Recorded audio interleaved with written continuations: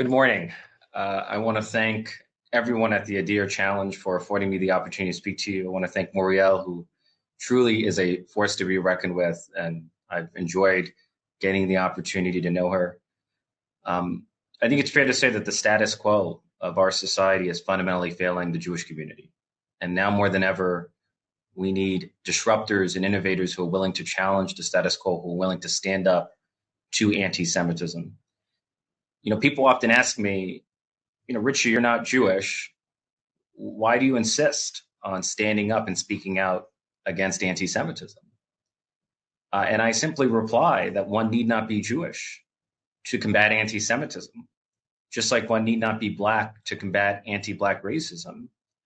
No one would have ever asked Rabbi Abraham Joshua Heschel, why are you marching with Dr. Martin Luther King? You're not Black. We have this sense that we're all in this together.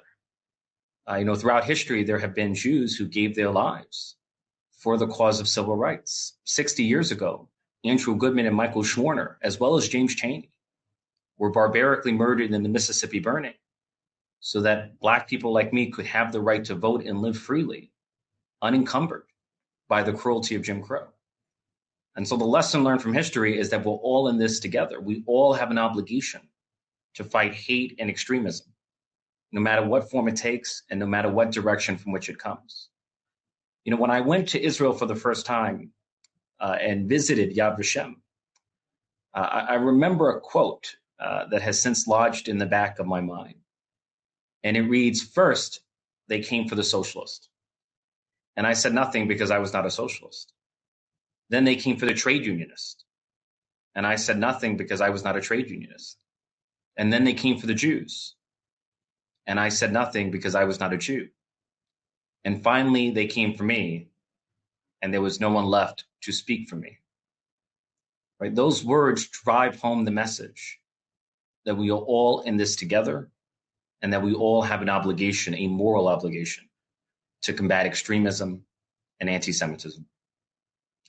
When I'm reflecting on October 7th, which is the deadliest day for Jews since the Holocaust, I'm reminded of the words of Associate Justice Robert Jackson, who was the chief prosecutor in the Nuremberg trials. And in his opening statement, he said, the crimes which we seek to condemn and punish are so calculated, so malignant, so devastating, that we cannot tolerate their being ignored because we cannot survive their being repeated. Those same words must be spoken about October 7th. Israel cannot tolerate October 7th being ignored because the world's only Jewish state cannot survive it being repeated. October 7th was a crime against humanity so barbaric that it cannot be ignored and it cannot go unpunished. The perpetrators of October 7th, like Sinwar, must be brought to justice, and Hamas must be removed from power. And Israel has a right to defend itself against Hamas in the wake of October 7th, just like the United States had a right to defend itself against Al-Qaeda in the wake of 9/11. For me, this is not about geopolitics. This is about human decency. I often tell people, imagine speaking to an Israeli mother who lost her child on October 7th. I cannot imagine anything more cruel and callous than telling that mother, you had it coming. You and your people brought it upon yourself. It is indecent to blame the victims of terrorism rather than the terrorists themselves. It is indecent to glorify the terrorism of Hamas as quote unquote resistance. It is indecent to tear down images of the hostages and to promote images of the paragliders who gunned down innocent young Israelis. And above all, it is indecent to be silent and indifferent in the face of anti-Semitism. I'm reminded of the words of Dr. King, who said that history will record that the greatest tragedy is not the strident clamor of the bad people, but it's the appalling silence of the good people. In the end, we will remember not the words of our enemies, but the silence of our friends. Elie Wiesel once said that the opposite of love is not hate, it is indifference. And for me, the single greatest challenge in our society is the silence and indifference and cowardice from so-called leaders in our society, from college and university presidents, from politicians. The UN Women, which is the women's rights arm of the United Nations, went nearly 2 months without uttering a word, without condemning the sexual atrocities that Hamas perpetrated against Israelis. This is not only about the Jewish community, and this is not only about Israel. This is about the future of our country and our civilization. If we as a civilization cannot condemn with moral clarity the cold-blooded murder of children and civilians, then we must ask ourselves, what are we becoming as a society?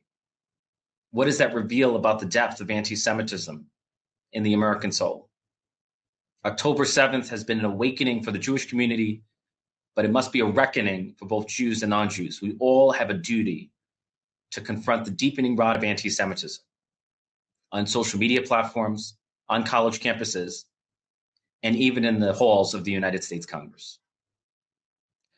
You know, when I'm speaking to the next generation of Jewish leaders, you know, I often tell them, be the Maccabees of the modern world. You know, the Maccabees were fighting for the right of Jews to exist as Jews in the face of an existential threat, which at the time was Antiochus IV under the Seleucid Empire. Today, the Jewish community is fighting for the right of Israel to exist as a Jewish state in the face of an existential threat. Not only Hamas and Hezbollah and the Houthis, but the Islamic Republic of Iran, which is the root of all evil in the Middle East. And so my advice is, be the Maccabees of the modern world. Never be in the closet or never be ashamed of your Judaism and Zionism. Be proud of your Judaism. Be proud of your Zionism. Live not in fear, but live in freedom. Because where there is fear, there can never be freedom. And remember that the Jewish people are among the most resilient that humanity has ever known. It was a point that was driven home to me when I went to Israel for the first time since October 7th. I went to the scene of the Nova Music Festival massacre, and I met with one of the producers named Ophir. And he had a level of suffering that most of us will never know. He suffered multiple gun wounds on October 7th. He lost hundreds of his friends because the Nova Music Festival was a closely knit community. And despite everything he had suffered, he nonetheless was smiling because he was hopeful about the future of the Jewish people and the Jewish state. And he was wearing a tag that read, "We will dance again," which beautifully captures the resilience of the Jewish people. So I leave knowing that the music of the Jewish people and the Jewish state will never end, and that Israel will dance again. And we're counting on the next generation of Jews to keep playing that music so that all of us can keep dancing. And please know that you have in me an ally who will never waver in the fight against anti-Semitism.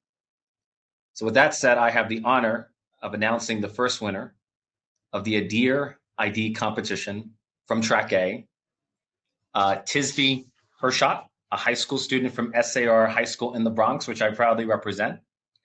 Tisvi's ideas focus on promoting the physical and virtual security of Jewish communities worldwide, presenting innovative and thorough solutions. His proposal stands out and has the potential to serve as the basis for multiple competitions.